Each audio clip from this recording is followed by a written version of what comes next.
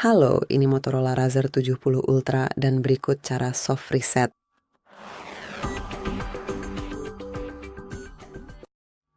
Jadi pada dasarnya yang perlu kalian lakukan hanyalah menekan tombol power bersamaan dengan tombol volume atas. Cukup tekan dan tahan. Tahan selama sekitar 10 detik.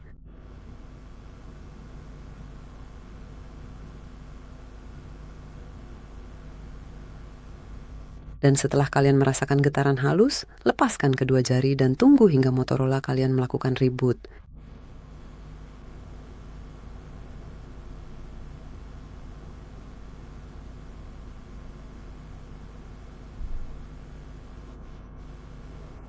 Dan selesai, sekarang kalian bisa membuka kunci dan menggunakannya seperti biasa.